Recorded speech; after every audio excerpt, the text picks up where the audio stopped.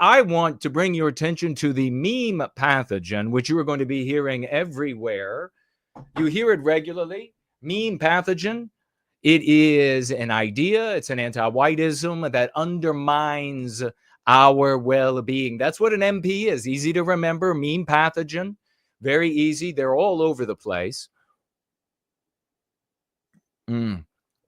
Sexy beast mode is unlocked, my friends. And here we go.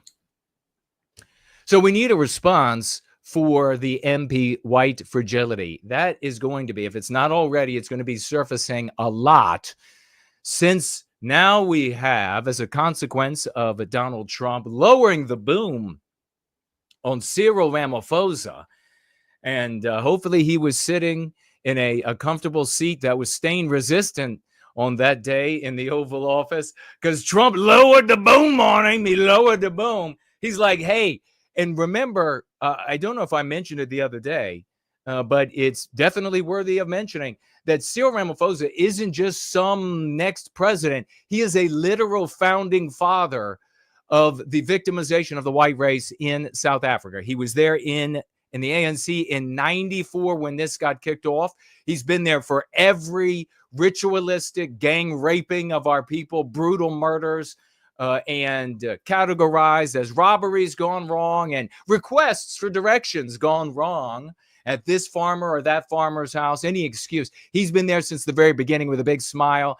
He came to the Oval Office because the tap was turned off by Donald Trump for several reasons, not the least of which, of course, was Ramaphosa in South Africa speaking ill of Israel and World Jewry's treatment of the Palestinians.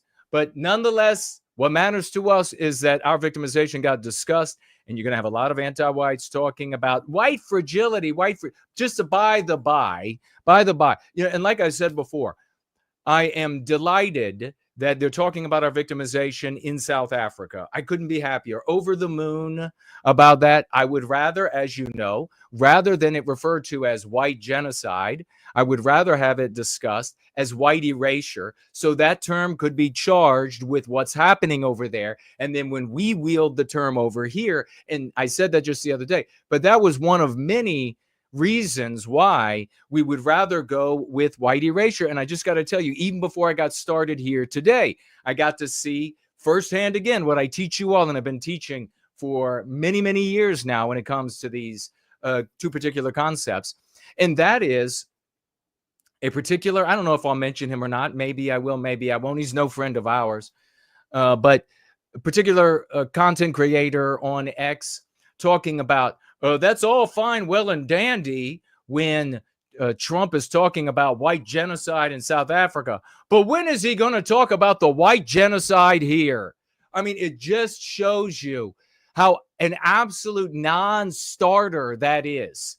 When is he going to talk about, and then referencing equality of outcome as white genocide? For sake, guys, for absolute sake. Those who are in the House of Swash, those who want to actually change the minds of white people and bring them over, as I do, which is why I teach the things I teach, because it works for all of us here. We know in our conversations we got to be talking about white erasure.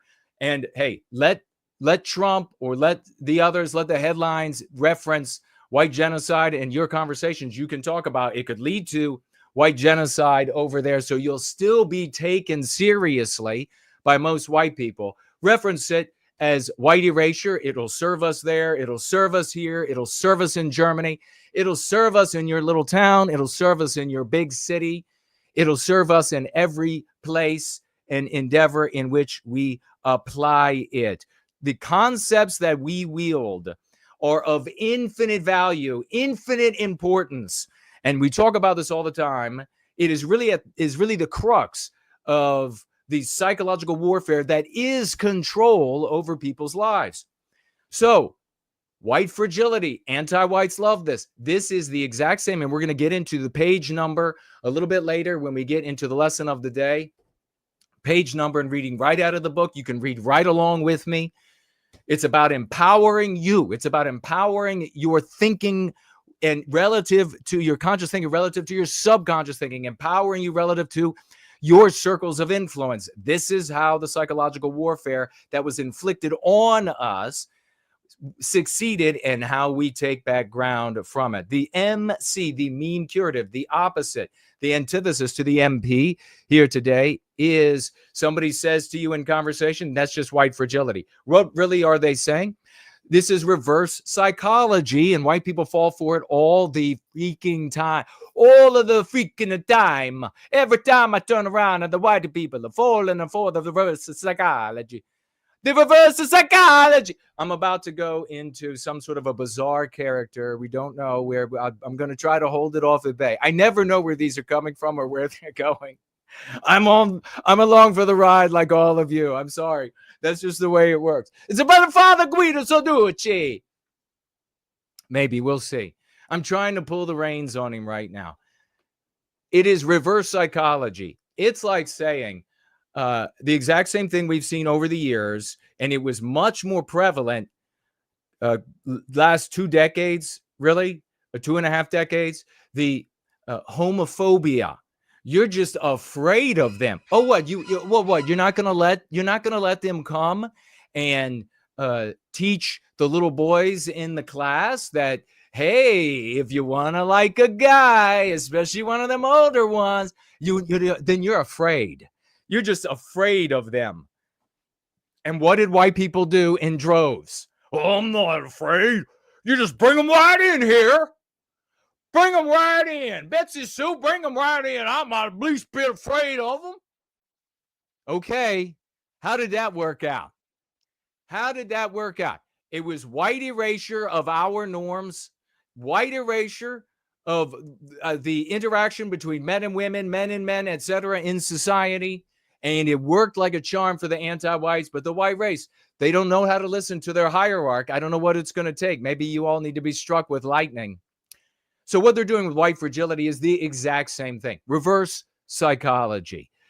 They want you to say, and it's working beautifully everywhere you turn, well, I'm not fragile.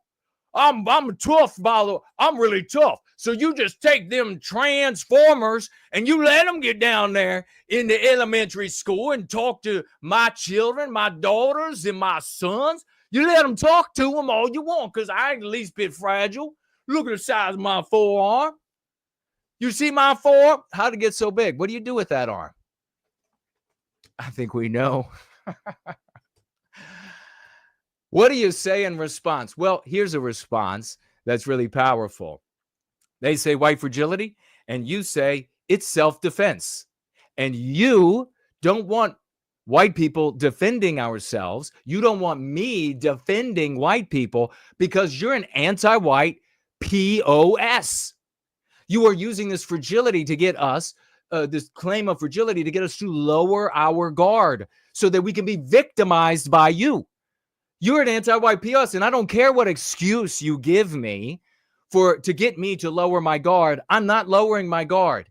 It's self-defense.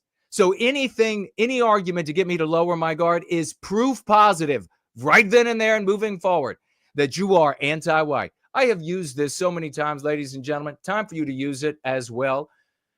Concepts are important. As we roll through today's gathering, I want you to be thinking about the MP white fragility, the MC of it's self-defense.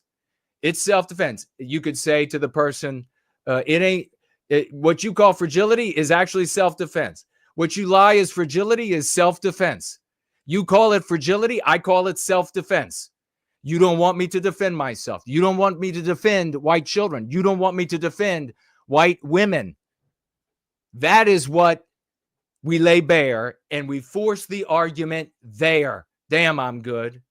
Concepts are important. They're so important, ladies and gentlemen, that they follow us around the world. And if you are not speaking in the concepts of our story, you are in their story, which means even if you, please appreciate this as deeply as it possibly can be appreciated, that if you are in their story and you are playing their villain, you are working for them. You are not in resistance to them. You are not in retaliation against them.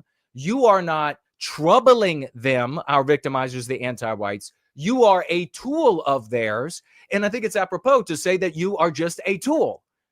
Quite frankly, you are a tool. So if you are playing their villain in any of its forms, you are a tool of the anti-whites.